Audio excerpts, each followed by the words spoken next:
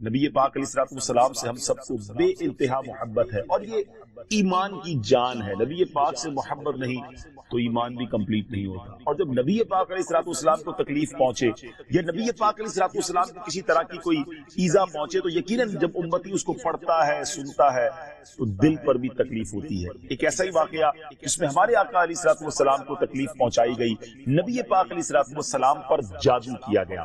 ناظرین, آج یہ واقعہ ہم سنیں گے اور یہ قرآنی واقعہ ہے اور اس کے ذریعے بہت ساری باتیں بھی سنیں گے. جادو کے بارے میں بڑے مسکنسپشن ہے لوگوں کے ذہنوں میں اور سمجھتے ہیں کہ جادو کا توڑ کرنے کے لیے بڑے عجیب و غریب عمل کرنے پڑیں گے, بڑے گناہوں والے کام کرنے پڑیں گے, اللہ کی ناراضگی والے کام بھی لوگ کرنے کے لیے تیار ہو جاتے ہیں, حرام اور ناجائز کام کرنے کے لیے تیار ہو جاتے ہیں اور سمجھتے ہیں کہ اس سے جادو سے بچا جا سکے گا. البتہ جادو کروانے کے لیے بھی لوگ بڑے ہی ناجائز اور حرام کام کرتے ہیں جو کہ جہنم میں لے جانے والے کام ہوتے ہیں. اللہ مجھے اور آپ کو ہمیشہ جادو ٹونے آصف سے محفوظ رکھے, ہر قسم کی بلاؤں سے محفوظ رکھے. اور آج قرآن کے ذریعے سمجھیں گے کہ جادو کا علاج کیا ہے, جادو ہو جائے تو بچا کیسے جا سکتا ہے, اور نبی پاک علیہ السلام پر جب جادو ہوا تھا, جادو کرنے کی کوشش کی گئی تھی, اس کا نتیجہ کیا نکلا. ناظرین توجہ کے ساتھ آپ نے سلسلے میں شامل رہنا ہے. روایت یہ ہے کہ لبید بن عاصم یہودی اور اس کی بیٹیوں نے نبی پاک علیہ السلام پر جادو کر دیا, جس کا اثر پیارے آقا علیہ السلام کے جسم پر نمودار ہوا. طبیعت شریف جو ہے وہ کچھ ناساز ہونے لگی, آپ کے قلب, آپ کی عقل مبارک اور آپ کے اعتقادات پر کوئی اثر نہ ہوا, صحت مبارک پر تھوڑا سا اثر ہوا. چند روز بعد حضرت جبریل امین بارگاہ رسالت میں حاضر ہوئے اور عرض کی, یا رسول اللہ صلی اللہ علیہ وسلم, ایک یہودی نے آپ صلی اللہ علیہ وسلم پر جادو کر دیا ہے اور جادو کا جو سامان ہے وہ فلاں کنویں میں ایک پتھر کے نیچے دبا ہوا. سرور کائنات علیہ السلام نے حضرت علی مولائے کائنات شیر خدا کرم اللہ تعالی وجہ الکریم کو بھیجا. انہوں نے کنویں کا پانی نکالا اور پتھر اٹھایا تو اس کے نیچے سے کھجور کے گھابے کی تھیلی برآمد ہوئی, یعنی کھجور کے جو چھلکے ہوتے ہیں اس طرح کی تھیلی برآمد ہوئی, اور اس میں نبی پاک علیہ السلام کے منہ مبارک جو کنگھی سے ٹوٹے تھے اور کنگھی کے ٹوٹے ہوئے کچھ دندانے اور ایک ڈور یا کمان کا چلہ جس میں 11 گٹھانے لگی ہوئی تھی اور ایک موم کا پتلا تھا جس میں 11 سوئیاں چبھی ہوئی تھی. یہ سب سامان پتھر کے نیچے سے نکلا اور یہ مولا علی کرم اللہ تعالی وجہ الکریم یہ سارا سامان لے کر نبی پاک علیہ السلام کی بارگاہ میں آیا. اس کے بعد سبحان اللہ, اب اس کا توڑ کیسے آیا, اس کا علاج کیسے ہوا, اس کا حل کیا نکلا. جبریل امین اللہ تبارک تعالیٰ کی بارگاہ سے سورہ فلق اور سورہ ناس لے کر آئے, یعنی اب جو سورہ فلق اور سورہ ناس وہ نازل ہوئی اور ان دونوں سورتوں کو ملائیں تو ناظرین اس میں 11 آیتیں ہیں. ہر ایک آیت کے پڑھنے سے ایک ایک گرہ کھلتی جاتی تھی, یہاں تک کہ سب گرہیں کھل گئی اور پیارے آقا علیہ السلام بالکل شفایاب. سبحان اللہ سبحان اللہ. ناظرین اب اس واقعے سے بہت ساری باتیں میں نے اور آپ نے سیکھی. پہلی بات یہ ہے کہ یہ بخاری شریف میں ہے کہ پیارے آقا علیہ السلام جب بستر شریف پر تشریف لاتے تو اپنے دونوں ہاتھوں پر دم کرتے اور اپنے سر سے پاؤں تک پورے جسم پر اپنے ہاتھوں کو پھرایا کرتے جہاں تک دست مبارک پہنچ سکتے. یہ عمل 3 مرتبہ فرماتے, یعنی نبی پاک علیہ السلام ان دونوں صورتوں کا اپنے اوپر بھی دم کیا کرتے. اور ایک اور جگہ پر بھی یہ ہے, حدیث عائشہ رضی اللہ تعالیٰ عنہا میں ہے کہ جب نبی پاک علیہ السلام کے گھر والوں میں سے کوئی بیمار ہوتا تو آپ علیہ السلام ان دونوں صورتوں کو پڑھ کر اس پر دم فرمایا کرتے. یہ نبی پاک کے معمول میں تھا. تو آج اگر ہم نے بھی کوئی بیمار ہو جائے, فیملی میں کوئی بیمار ہو جائے, اپنے آپ کو من آفتوں سے بچانا چاہتے ہیں تو اول آخر 3 بار درود پاک پڑھیں, سورہ فلق اور سورہ ناس کی تلاوت کریں, اپنے ہاتھوں پر دم کر کے اپنے جسم پر پھیر لیں, کسی مریض پر دم کر دیں, انشاءاللہ اس کی برکت ملے گی. یہاں ایک اور مسئلہ بھی سیکھنے کو ملے گا کہ تعویذات اور عملیات میں جس میں کوئی لفظ کفر و شرک کا نہ ہو وہ جائز ہے. اسی طرح گنڈے بنانا اور ان پر گرہیں لگا کر آیات قرآن اور اسماء الہیہ پڑھ کر پھونک مارنا بھی جائز ہے. یعنی تعویذات اگر شرک سے پاک ہیں, اگر کفریہ کلمات سے پاک ہیں, تو وہ کرنے میں کوئی حرج نہیں، وظائف کرنے میں کوئی حرج نہیں، یہ قرآن و حدیث سے ثابت ہے اور آپ نے یہ سنا۔ ناظرین سیکھنے کو کیا مل رہا ہے؟ خلاصہ یہ ہوا کہ سورہ فلق یعنی قل اعوذ برب الفلق اور قل اعوذ برب الناس، یہ دونوں صورتیں جن اور شیاطین، نظر بد اور آسیب اور تمام امراض خصوصاً جادو ٹونے کا مجرب علاج ہے۔ ان کو لکھ کر تعویذ بنائیں، گلے میں پہنائیں اور ان کو بار بار پڑھ کر مریض پر دم کریں اور کھانے اور پانی اور دواؤں پر پڑھ کر پھونک دیں اور پھر مریض کو کھانا وغیرہ کھلائیں، انشاءاللہ عز و جل ہر مرض اور بالخصوص جادو ٹونا دفع ہو جائے گا، مریض شفا یاب ہو جائے گا۔ اسی طرح قرآن مجید کی دوسری تمام صورتوں کے خصوصی خواص ہیں جن کو بہت خوبصورت کتاب جنتی زیور ہے اس میں بھی آپ پڑھ سکتے ہیں ناظرین۔ اسی طرح ہمیں چاہیے کہ قرآن پاک کی تلاوت کرتے رہیں، قرآن پاک کی ہر حرف میں شفا ہے، برکتیں ہیں، اور آج خاص طور پہ ہمارے ناظرین کو گویا وظیفہ، قرآنی وظیفہ مل رہا ہے۔ بہت سارے ناظرین یہ گزارش کرتے ہیں کہ ہمیں کوئی وظیفہ بتایا جائے، تو دیکھیں آج تو قرآن کے ذریعے، اور وہ وظیفہ جو نبی پاک کو رب کی طرف سے عطا ہوا، پیارے آقا علیہ الصلوۃ والسلام کو بھی شفا نصیب ہوئی، تو ہمیں ضرور اس کو اپنانا چاہیے۔ ناظرین اس سے پہلے کہ میں مزید اس معاملے میں آگے بڑھوں، میں چاہتا ہوں کہ دونوں صورتوں کی تلاوت اور اس کا ترجمہ پہلے سن لیتے ہیں اور پھر مزید اس بارے میں بات کرتے ہیں کہ اس حیرت انگیز واقعے سے مجھے اور آپ کو مزید کیا سیکھنے کو ملتا ہے۔ پہلے سورہ فلق کی تلاوت ہوگی، سورہ ناس کی تلاوت ہوگی۔ میں یہاں ایک اور بات بھی کہنا چاہوں گا، کچھ لوگ یہ کہتے ہیں جناب ہم وظیفہ کرتے ہیں اثر نہیں ہوتا، برکت نہیں ملتی۔ پہلے یہ چیک کر لیں کہ آپ کے مخارج ٹھیک ہیں، آپ تلاوت صحیح مخارج کے ساتھ کرتے ہیں۔ تو اب جو تلاوت آپ سنیں گے نا تو اس میں یہ بھی چیک کر لیں کہ آپ کیا اسی طرح کے تلفظ کے ساتھ پڑھتے ہیں، اور اگر مسٹیک کر رہے ہیں تو قرآن پاک صحیح طریقے سے پڑھیے، پھر دیکھیے اس کی کیسی برکتیں ملتی ہیں۔ آئیے سورہ فلق اور سورہ ناس کی تلاوت اور اس کی ترجمہ۔ قل اعوذ برب الفلق من شر ما خلق ومن شر غاسق اذا وقب ومن شر النفاثات في العقد ومن شر حاسد اذا حسد۔ تم فرماؤ میں اس کی پناہ لیتا ہوں جو صبح کا پیدا کرنے والا ہے، اس کی سب مخلوق کے شر سے، اور اندھیری ڈالنے والے کے شر سے جب وہ ڈوبے، اور ان عورتوں کے شر سے جو گروہ میں پھونکتی ہیں، اور حسد والے کے شر سے جب وہ مجھ سے جلے۔ قل اعوذ برب الناس ملک الناس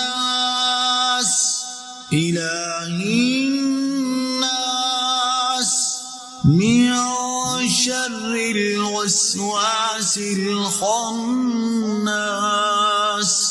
الذي يوسوس في صدور الناس من الجنة والناس۔ تم کہو میں اس کی پناہ میں آیا جو سب لوگوں کا رب، سب لوگوں کا بادشاہ، سب لوگوں کا خدا، اس کے شر سے جو دل میں برے خطرے ڈالے اور دبک رہے، وہ جو لوگوں کے دلوں میں وسوسے ڈالتے ہیں، جن اور آدمی۔ ناظرین سورہ فلق اور سورہ ناس کے بے شمار فضائل و برکات ہیں۔ ایک اور حدیث پاک سنیے، حضرت عبداللہ بن خبیب رضی اللہ تعالیٰ عنہ فرماتے ہیں کہ ہم پر ہلکی بارش ہوئی اور اس وقت اندھیرا چھایا ہوا تھا، اور ہم پیارے آقا علیہ الصلوۃ والسلام کا انتظار کر رہے تھے کہ وہ آ کر ہمیں نماز پڑھائیں۔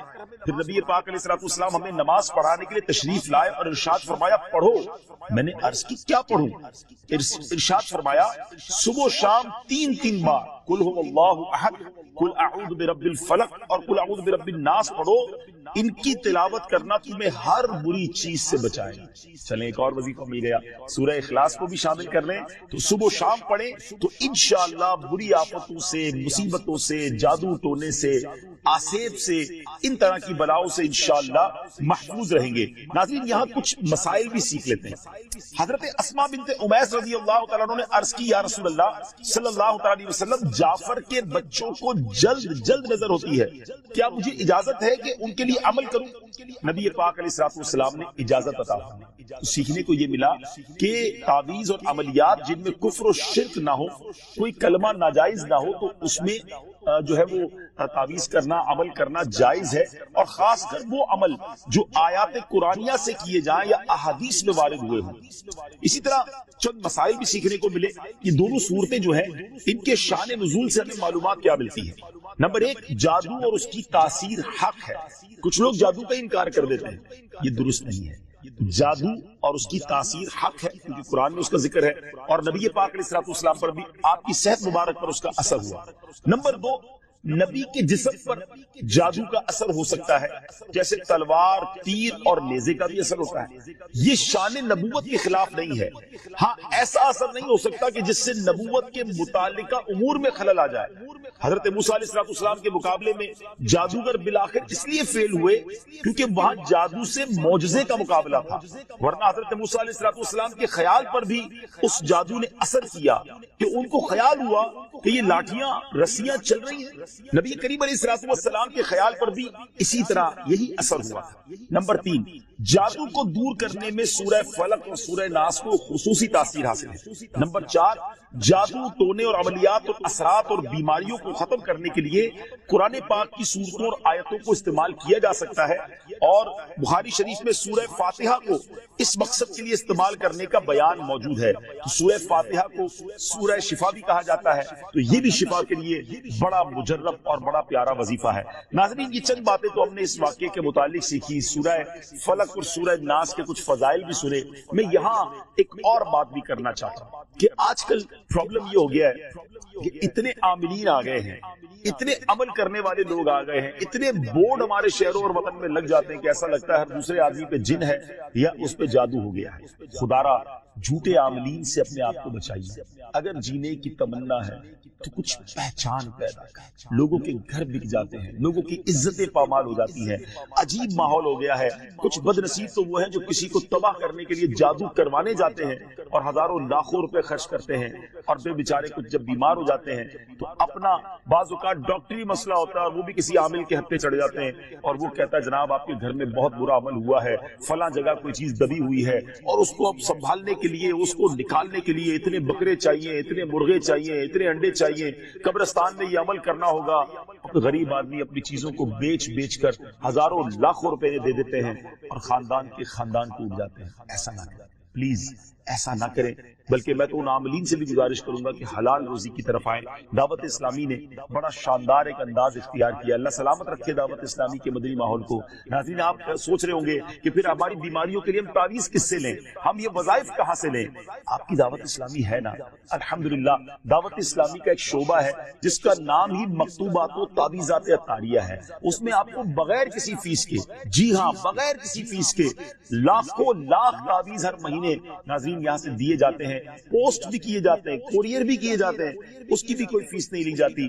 تو یہ تعویذات آپ دعوت اسلامی کے مرکز سے رابطہ کر کے لے لیجیے۔ آن لائن تعویذات کی سروس بھی موجود ہے، حالانکہ دعوت اسلامی کا اس ڈپارٹمنٹ پر لاکھوں کروڑوں روپے خرچ ہو رہا ہے، مگر اس لیے اس کو فری رکھا ہے تاکہ امت کے لیے آسانی ہو، دکھیاری امت جو ہے ان کے مسائل حل ہو جائیں، نہ جانے کس کی دعا لگ جائے اور ہمارا بیڑا پار ہو جائے۔ ہاں، اس میں یہ ضرور میں کہوں گا کہ وہ لوگ جو یہ پروگرام دیکھ رہے ہیں اور ان کو لگتا ہے کہ میں اس شعبے کو سپورٹ کروں، دعوت اسلامی جس شعبے میں خرچ کر رہی ہے اور نہ جانے کتنے دکھیارے مسلمانوں کی دعائیں لے رہی ہے، تو اگر آپ دعوت اسلامی کے شعبہ تعویذات عطاریہ میں سپورٹ کرنا چاہتے ہیں، اپنا ڈونیشن دینا چاہتے ہیں، تو بھی ہم سے رابطہ کر لیجئے۔ لیکن پلیز ان جھوٹے عاملوں سے اپنے آپ کو بچائیے۔ اور مجھے جو ناظرین سن رہے ہیں، ہر بندے پر جادو نہیں ہوتا، ہر بندے پر جن نہیں آ جاتا، ہر بات میں وسوسہ نہ لایا کریں، وظائف پڑھ لیا کریں۔ صبح و شام یہ وظیفہ ہمیں نبی پاک نے دے دیا ہے، صبح گھر سے پڑھ کر نکلے، شام گھر پر آ کر سونے سے پہلے پڑھ لیں، آیت الکرسی سونے سے پہلے پڑھ لیں۔ اللہ نے چاہا خیر آپ کا مقدر رہے گی، اور مزید ضرورت ہو تو دعوت اسلامی کے اس شعبے سے رابطہ کر لیں۔ میں امید کرتا ہوں کہ آج کے اس واقعے سے ہمیں یہ سیکھنے کو ملا کہ قرآنی وظائف کی کیا اہمیت ہے، اور جائز وظائف کرنے میں، تعویذات کرنے میں کوئی حرج نہیں۔ آخری بات، نبی پاک علیہ السلام کو پتہ چل گیا، جبریل امین نے بتا دیا کہ جادو کس نے کیا، مگر نبی پاک علیہ السلام نے بدلہ نہیں دیا، سزا نہیں دی۔ اس لبید بن عاصم کو، اس کی جو بچیاں تھی، جو بھی لوگ تھے جادو کرنے والے، سب کو معاف کر دیا۔ اللہ اکبر، انہیں پتا چل جاتا تھا کہ کس نے ظلم کیا ہے، پھر بھی معاف فرماتے، اور ہم شک کی بنیاد پر بدلہ لے لیتے ہیں۔ کوئی عامل کہہ دیتا ہے تمہارے گھر میں سین نام کی کوئی عورت ہے، اس نے یہ کیا ہے، اب جتنے سین نام والے ہیں سب کے ساتھ بدگمانی شروع، جب سے سب سے لڑائی شروع، سب کے بارے میں برا سوچنا شروع۔ انسان ہی سے غلطی ہوتی ہے، معافی کرنے والا ذہن رکھیے، معاف کریں گے اللہ تعالیٰ آپ کو معاف کرے گا، رحم کریں گے آپ پر رحم کیا جائے۔ اللہ مجھے اور آپ کو نبی پاک علیہ الصلوۃ والسلام کی اس مبارک سیرت سے سیکھنا نصیب فرمائے کہ اگر کسی سے غلطی ہو بھی گئی ہے، کسی نے ہمارا برا چاہا بھی ہے اور پتہ بھی چل گیا ہے، تو معاف کرنا اللہ کو بڑا پسند ہے۔ مشکل ضرور ہے، دل چاہتا ہے میں بھی بدلہ لوں، لیکن مزہ بھی تو یہی ہے نا کہ دل چاہ بھی رہا ہے، غلط بھی کیا ہے سامنے والے نے، اور میں بدلہ لے بھی سکتا ہوں، پھر بھی اللہ کی رضا کے لیے معاف کرنے، اور اس نیت سے معاف کریں میرے مالک میں تیرے بندے کو معاف کر رہا ہوں، تو مجھ گناہگار کو معاف فرما۔ اللہ کریم ضرور کرم فرمائے، اور یہی اسلام کی خوبصورتی ہے۔ اللہ مجھے اور آپ کو معافی اور درگزر کا ذہن نصیب فرمائے۔ ہمارے سلسلے پیغام قرآن میں ہم یہی کوشش کرتے ہیں کہ قرآن پاک سے کوئی میسج، کوئی پیغام آپ کی طرف بڑھایا جائے، تو آج الحمدللہ آپ کے لیے یہ پیغام تھا کہ قرآن پاک پڑھیے، اس پر عمل کیجئے، اس کو پڑھ کر اپنے اوپر دم بھی کیجئے، اور پھر کسی سے غلطی ہو جائے تو معاف کیجئے۔ وقت ہوا ہے ایک اگلے سیگمنٹ کا، جس کا نام ہے تعارف قرآن۔ ناظرین، وقت ہوا ہے ہمارے بہت ہی خوبصورت سیگمنٹ تعارف قرآن کا، اور آج تعارف قرآن میں ہم قرآن پاک کی انہی دو سورتوں کی بات کریں گے جس کا ذکر ہم نے اپنے سلسلہ پیغام قرآن میں کیا، یعنی سورہ فلق اور سورہ ناس۔ سب سے پہلے بات کرتے ہیں سورہ فلق کی۔ سورہ فلق مدینہ منورہ میں نازل ہوئی، اور ایک قول یہ ہے کہ مکہ مکرمہ میں نازل ہوئی۔ پہلا قول زیادہ صحیح ہے کیونکہ اس کے شان نزول سے اسی کی تائید ہوتی ہے۔ رکوع اور آیات کی تعداد، اس صورت میں 1 رکوع اور 5 آیتیں۔ فلق نام رکھنے کی وجہ، فلق کے کئی معنی ہیں، اور یہاں اس سے مراد صبح ہے، اور چونکہ اس سورت کی پہلی آیت میں لفظ موجود ہے، اس مناسبت سے اسے سورہ فلق کہتے ہیں۔ پیارے آقا علیہ الصلوۃ والسلام نے ایک بار اس سورت کے بارے میں ارشاد فرمایا، کیا تم نے نہیں دیکھا کہ آج رات مجھ پر ایسی آیتیں نازل ہوئی ہیں جن کی مثل نہیں دیکھی گئی؟ وہ آیت قل اعوذ برب الفلق سورت کے آخر تک، اور قل اعوذ برب الناس سورت کے آخر تک ہے۔ سبحان اللہ۔ تو اس سورت کے بارے میں بڑے فضائل نبی پاک علیہ الصلوۃ والسلام نے ارشاد فرمائے۔ ایک بار حضرت عابس جوہنی رضی اللہ تعالیٰ عنہ سے روایت ہے کہ نبی پاک علیہ الصلوۃ والسلام نے ارشاد فرمایا، میں تمہیں وہ کلمات نہ بتاؤں جو شریر، جنات اور نظر بد سے اللہ تعالیٰ کی پناہ طلب کرنے میں سب سے افضل ہے؟ انہوں نے عرض کی، یا رسول اللہ صلی اللہ علیہ وسلم کیوں نہیں، آپ ضرور بتائیے۔ ارشاد فرمایا وہ کلمات یہ دونوں صورتیں ہیں، قل اعوذ برب الفلق اور قل اعوذ برب الناس۔ سبحان اللہ، سبحان اللہ۔ اب آئیے سورہ ناس کے بارے میں کچھ سن لیتے ہیں، اس کی فضیلت بھی جان لیتے ہیں۔ سورہ ناس جو ہے ناظرین، یہ قرآن پاک کی ترتیب کے لحاظ سے سب سے آخری سورت ہے۔ اس کا مقام نزول، سورہ ناس زیادہ صحیح قول کے مطابق مدنی ہے۔ اس سورت میں 1 رکوع اور 6 آیتیں ہیں۔ الناس نام رکھنے کی وجہ، عربی میں انسانوں کو الناس کہتے ہیں، اور اس سورت کی پہلی آیت میں یہ لفظ موجود ہے، اس مناسبت سے اسے سورہ الناس کہتے ہیں، یا اسے سورۃ الناس کہتے ہیں۔ سورۃ الناس کے مضامین، اس سورہ مبارکہ میں ان جنات اور انسانوں سے اللہ تعالیٰ کی پناہ مانگنے کی تعلیم دی گئی ہے جو لوگوں کے دلوں میں وسوسے ڈالتے ہیں۔ سورہ فلق کے ساتھ اس کی مناسبت کیا ہے؟ سورۃ الناس کی اپنے سے ماقبل سورت سورہ فلق کے ساتھ مناسبت یہ ہے کہ سورہ فلق میں ظاہری شر سے اللہ تعالیٰ کی پناہ مانگنے کی تعلیم دی گئی تھی، اور اس سورت میں خفیہ شر سے اللہ تعالیٰ کی پناہ مانگنے کی تعلیم دی گئی ہے۔ اللہ تعالیٰ ہمیں ہر طرح کے شر سے محفوظ فرمائے، قرآن پاک پڑھنے، سمجھنے اور اس پر عمل کرنا نصیب فرمائے۔ مدنی چینل دیکھتے رہیے، اگلے سلسلے میں ایک اور پیغام قرآن لے کر حاضر ہوں گے۔ صلو علی الحبیب صلی اللہ تعالی علی محمد صلی اللہ علیہ وسلم۔ الحمدللہ رب العالمین، والصلاة والسلام علی خاتم النبیین، اما بعد فاعوذ باللہ من الشیطان الرجیم، بسم اللہ الرحمن الرحیم۔ پڑھیے، الصلاة والسلام علیک یا رسول اللہ وعلی آلک واصحابک یا حبیب اللہ، الصلاة والسلام علیک یا نبی اللہ وعلی آلک واصحابک یا نور اللہ۔ درود پاک پڑھنے کے بے شمار فضائل و برکات ہیں، کئی احادیث، کئی واقعات ہمیں فضائل درود میں ملتے ہیں اور درود پاک کب کب کیسے کیسے کام آتا ہے، یقیناً جب جب پڑھتے ہیں تو ایمان تازہ ہو جاتا ہے۔ ایک بڑی پیاری حدیث جو میرے شیخ طریقت امیر اہل سنت نے ایک بڑی پیاری کتاب لکھی ہے، میں آپ کو ریفر بھی کروں گا کہ وہ بکلٹس ضرور حاصل کریں، 40 عطار کے نام سے، جس میں آپ نے مختلف حدیثوں کو جمع کیا ہے۔ 40 عطار کا والیوم نمبر 2 ہے، قسط نمبر 2 ہے، اور اس کا پیج نمبر 16 اور حدیث پاک نمبر بھی 16 ہے۔ بیوٹیفل حدیث۔ میں اگر اس حدیث کو بیان کرنے سے پہلے اگر ایک کوسچن کر لوں کہ ہم میں سے کون کون چاہتا ہے کہ اللہ پاک میرے دل کو روشن فرما دے؟ یقیناً ہر کوئی چاہتا ہے۔ کون مسلمان ہوگا جو نہ چاہے کہ میرا دل نورانی ہو جائے، میرا دل روشن ہو جائے؟ But what is the way to make your heart enlightened؟ کیسے ہمارا دل روشن ہوگا، کیسے نورانی ہوگا؟